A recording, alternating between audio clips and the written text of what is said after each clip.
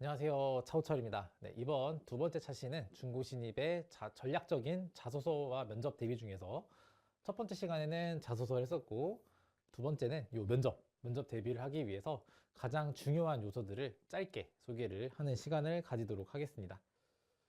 자, 그리고 이제 마지막으로 여러분들이 자기소개서에서 지원 동기를 작성할 때 절대로 이렇게 작성하면 안 된다라는 예시. 아까 제가 여러분들 중고 신입으로 있다 보면은 자신이 회사에서 있었던 성과를 어떻게든 강조하기 위해서 그 부분만 강조하는 경우가 많아요. 그래서 어설프게 지원하는 직무랑 어설프게 연결하는 경우를 많이 봤기 때문에 그 케이스를 제가 두 개 정도를 가지고 왔습니다.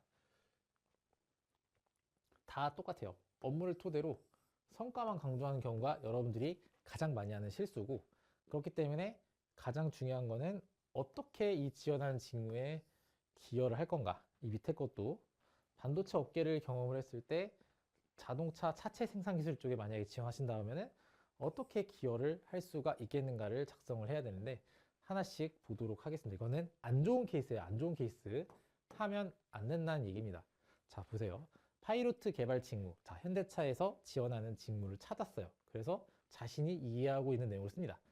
품질 문제점을 최적으로 해서 개발 결과랑 양산 공장 기술을 연결하는 핵심적인 직무라고 하고, 자, 그래서 지난 실무 경험을 통해서 원활한 관계를 유지해서 이슈를 대응하는 능력. 오, 여기 역량이 나왔어요. 그리고 원인을 분석해서 해결 방안을 제시하는 역량.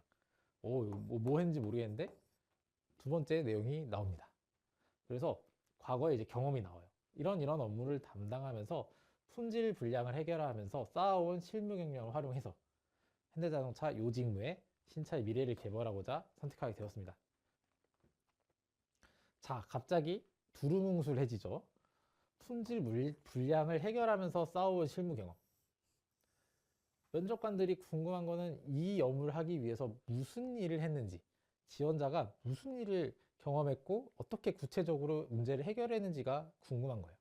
그러면은 지금 이 생략된 부분은 일반적으로 자신이 겪었었던 얘기를 바로 붙입니다. 그런데 가장 여기서 필요한 건 뭐냐면은 얘가 이 자동차 업계, 이 자동차 업계에서 특히 이 파이로트 개발 직무 있죠. 이 직무를 내가 어떻게 이해하고 있는지를 같이 설명을 하면서 이 뒤로 가야 되는 거예요. 즉, 이거를 먼저 얘기를 하고 나면은 요 중간에다가 이 자동차 회사에서 파이로트 개발 직무는 품질 불량을 해결하기 위해서 이런 게 중요하다. 이런 검증 과정, 아니면 뭐 자동차 구조 역량, 아니면 파이로트 개발하는 게 뭐 프레스도 있고 차체도 있고 굉장히 시스템이 많잖아요. 그 시스템 중에서 하나를 선정하는 것도 직무에 대한 이해가 될 수도 있는 거고, 그 다음에 자동차 구조공학을 얼마나 이해하고 있는지 그런 자신의 예시를 들여드는 것도 필요한 거예요. 그게 지원 동기에서 드러나야 되는데, 이게 이 서류에서 이렇게 얘기해 놓고 면접을 갔더니 혹시 이거 어떻게 했어요? 라고 물어봤을 때 이 내용을 준비를 안 한 거예요. 왜냐면 이게 계속 꼬리 질문 들어오거든요. 자기소개서에서 열심히 이제 멋있게 써놨지만 결론적으로 면접관이 궁금한 게 이 부분인데, 네, 이 부분이 어느 부분에 기여할 수 있는지가 준비가 되어 있지 않으면 굉장히 어려운 케이스고요.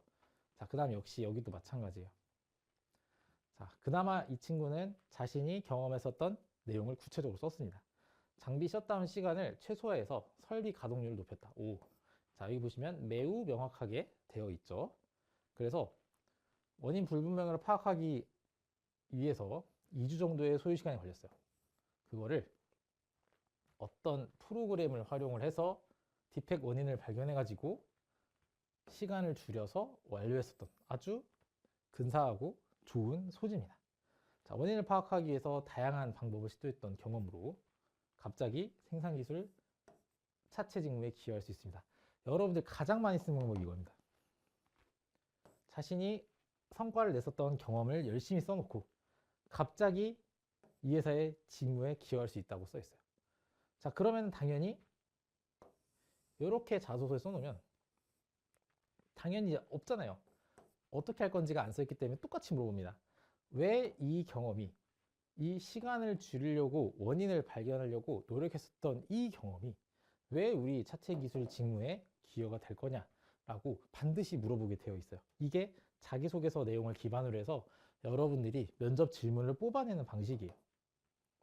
근데 대부분 여러분들이 지금 제가 박스를 쳐놓은 이 부분, 그리고 이렇게 넘어간 이 부분에서 구체적으로 작성이 되어 있지 않다는 게 여러분들 면접관의 눈에는 굉장히 잘 보입니다.